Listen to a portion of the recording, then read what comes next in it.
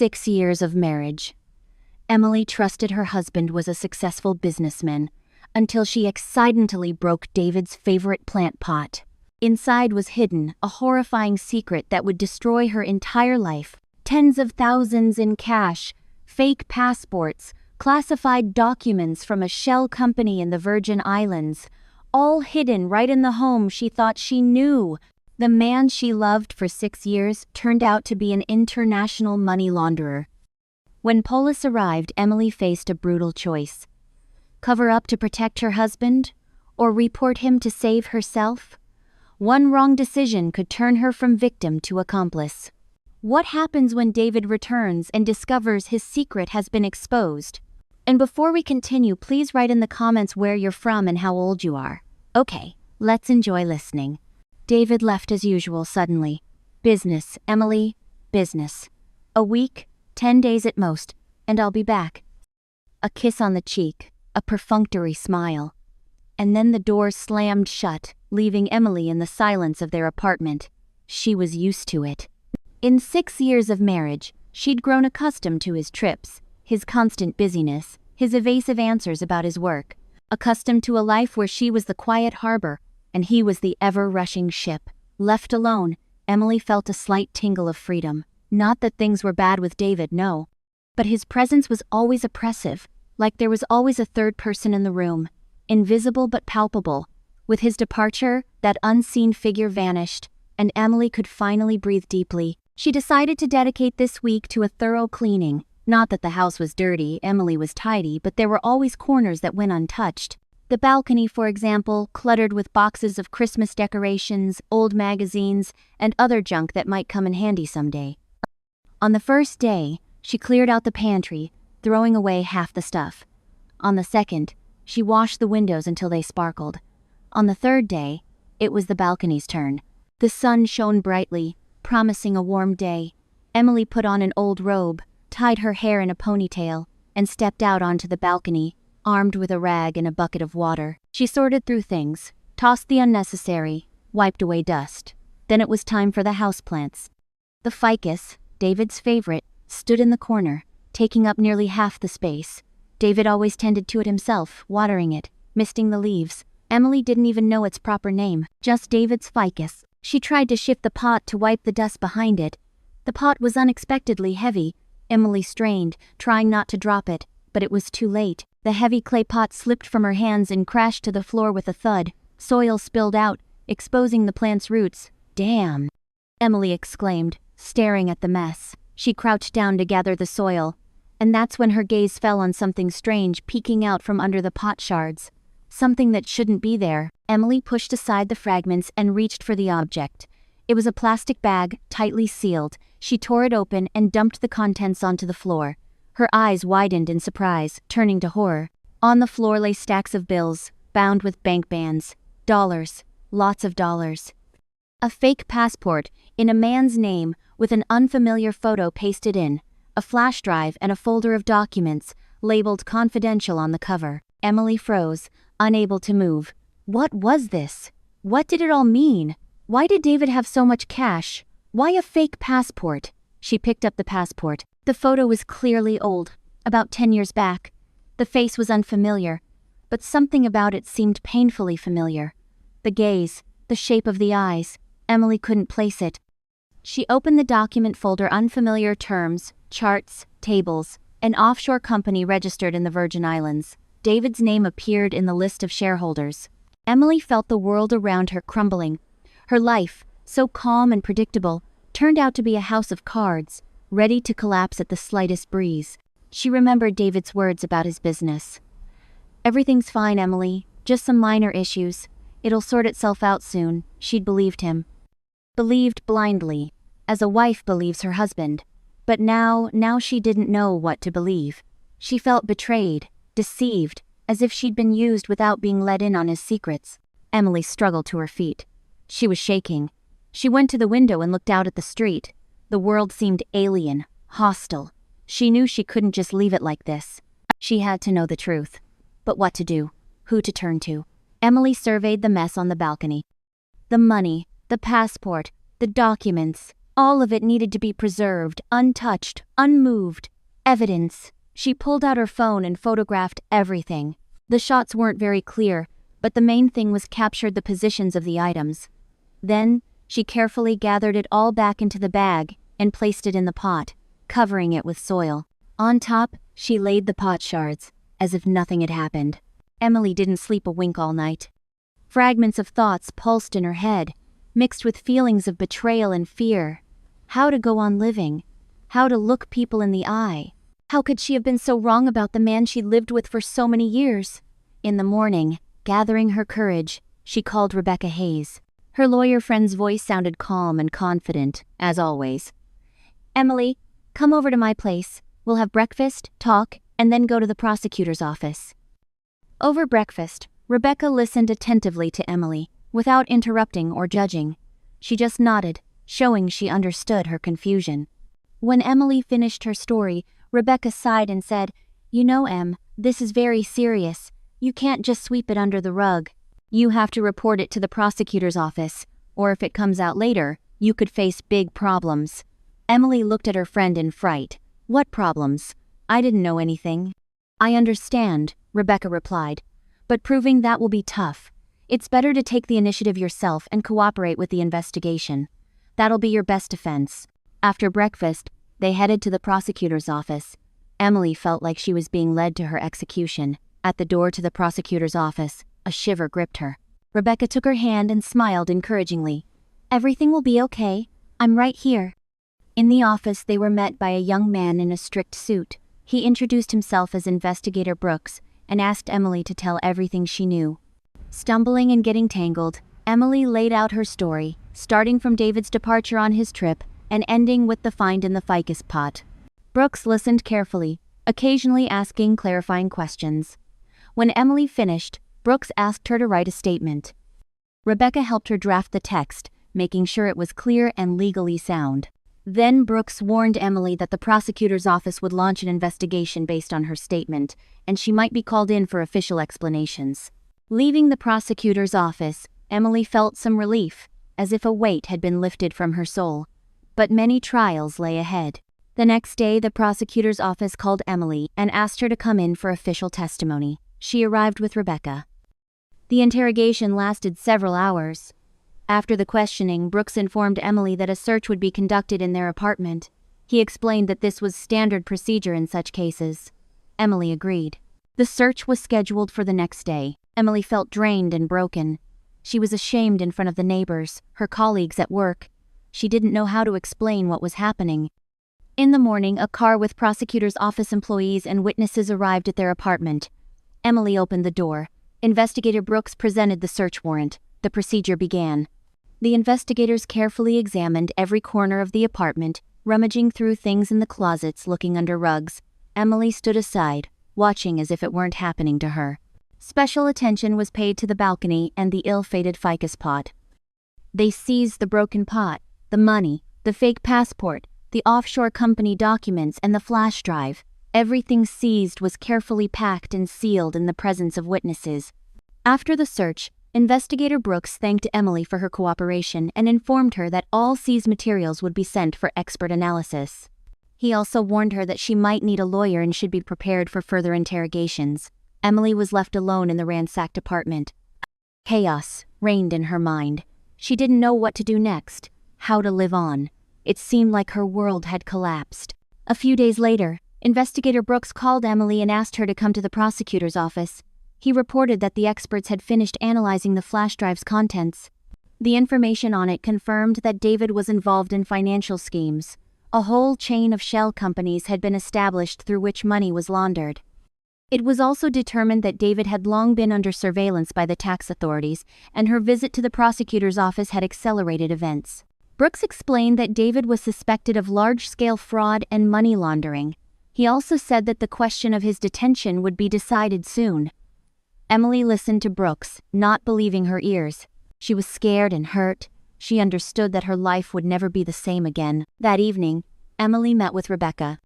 She told her about the conversation with Investigator Brooks. Rebecca listened carefully and said, "Em, I know it's really hard for you right now, but you have to be strong. You need to think about yourself And your future. You should file for divorce. Or you could get dragged into all this. Emily pondered. She knew Rebecca was right, but she was scared to make such a decision. She feared being alone, feared change. I understand you're scared, Rebecca said, but trust me, this is the best way out. You need to protect yourself and your reputation. I'll help you with all the legal formalities. Emily decided to follow Rebecca's advice. She understood that this was the only way to escape this nightmare and start a new life. David was detained right at the airport. As soon as he set foot on home soil, Emily learned about it from investigator Brooks, who called her the next day. His voice was dry and official, but there was a sense of relief in it. The case, which had dragged on for months, had finally moved forward. David was detained while attempting to cross the border using forged documents, Brooks reported. He's currently in custody. You need to appear at the investigative department to give testimony as a witness. Emily felt a chill run through her body. Detention that was serious. Not just an investigation, not just suspicion, but real charges. Everything she'd learned about her husband, everything she'd tried to ignore, burst out like a festering wound.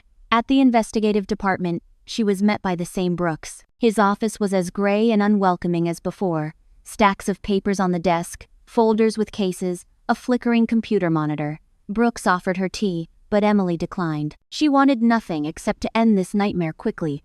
Emily Carter, we understand this is a difficult situation for you, Brooks began, seating her at the table, but we need to clarify all the circumstances of the case. Your full and truthful cooperation is important to us.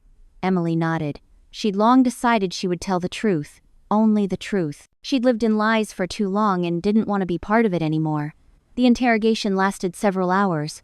Brooks asked questions about David's business, his income, his connections. Emily answered honestly, telling everything she knew, or rather, everything she was allowed to know. She admitted she'd never delved into the details of his work, trusted him completely. Now she realized how foolish that was. Did you know about the existence of the offshore company? Brooks asked, watching her reaction closely. No, Emily replied. I first saw those documents when I found them in the ficus. About the large sums of cash? No. I knew David had a good income, but I had no idea he could have that much money. Brooks asked questions over and over, circling back to the same topics, trying to catch her in contradictions. But Emily was telling the truth, and she had nothing to hide. She spoke of her suspicions, her talks with Rebecca, how they decided to report the find to the prosecutor's office.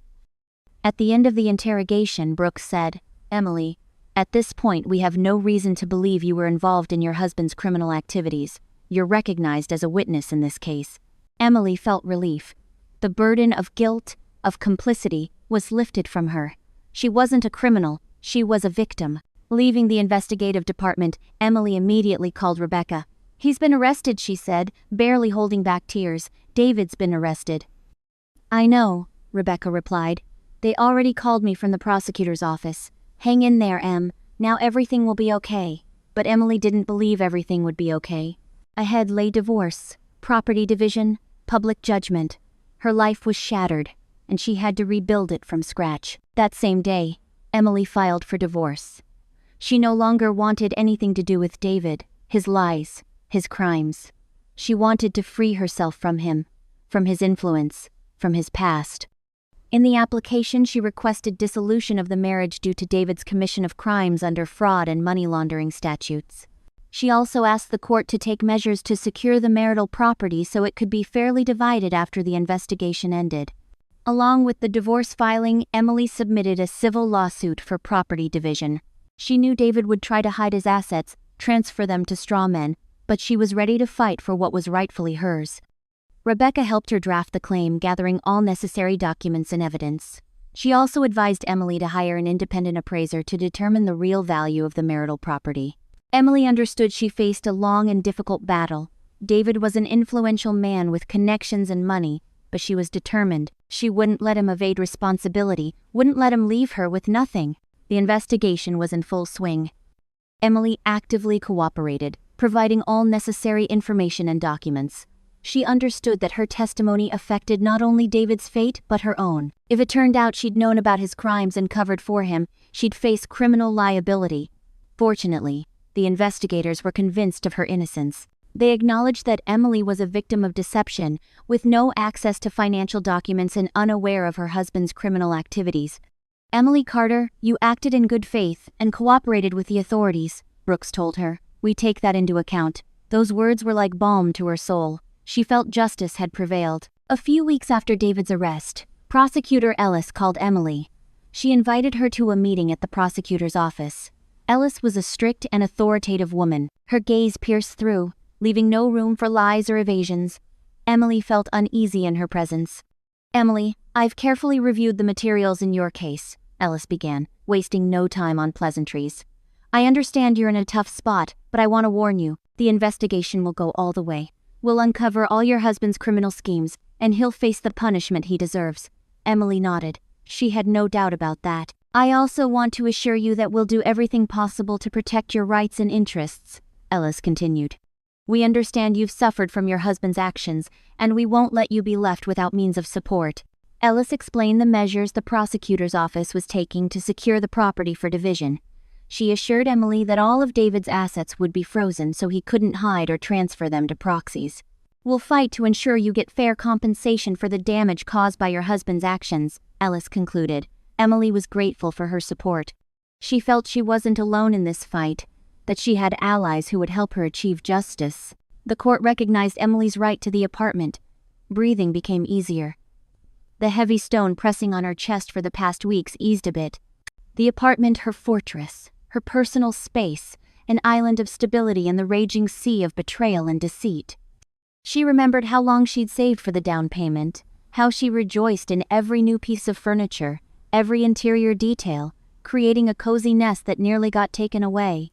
David's lawyers, of course, tried to challenge her ownership, claiming that during the marriage, expensive renovations had been done, significantly increasing its value, and thus it was subject to division.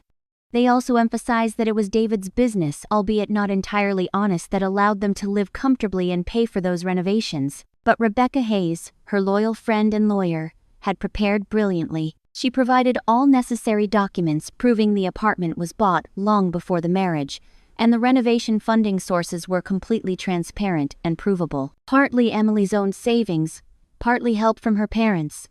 Moreover, Rebecca stressed to the court that any income obtained criminally couldn't serve as grounds for increasing one spouse's share in jointly acquired property. The court, after reviewing all the evidence, ruled in Emily's favor. The apartment stayed with her. The divorce was finalized quickly. David didn't drag it out, realizing resistance was futile. He knew his position was more than precarious, and any rash move could only worsen it. The only thing he achieved was a delay in the property division hearing, citing the need for additional expertise and asset evaluations. But Emily was no longer afraid. She knew the truth was on her side, and sooner or later, justice would prevail. Property linked to David's schemes was seized. The investigation meticulously examined all his assets, identifying illegally acquired property and tracking money flows. Emily tried not to think about it. It disgusted her even to realize she'd once lived on money obtained criminally. She wanted to forget this nightmare as soon as possible and start a new life. David remained in custody awaiting trial. Emily didn't visit him. She no longer felt love or pity for him, only disappointment and contempt. She understood he'd chosen his path and now had to bear the responsibility. Sometimes it seemed she saw him in nightmares, pathetic, bewildered, begging for forgiveness. But upon waking, she banished those thoughts. She didn't want to waste a minute of her life on him. Emily began a new life with awareness. Trust is important, but legal knowledge is power. She learned she couldn't blindly trust even the closest people, that she always needed to be vigilant and protect her interests. She became versed in legal nuances. She grew more confident and independent. She no longer feared the future. She knew many interesting things awaited her, that she'd surely find her happiness. Emily still believed in love, but now she knew it must be based on trust, respect, and mutual support. She believed that one day she'd meet someone who would love her as she is, with all her strengths and flaws. Emily bought a new ficus not as huge and sprawling as David's had been, but small, neat, in a simple clay pot. She placed it on the windowsill in her bedroom, so every morning, upon waking, she could see its green leaves and feel a surge of new strength. The ficus became a symbol of her new life, a life without deceit, betrayal, and fear. A life full of hope and love. All right, thanks for listening.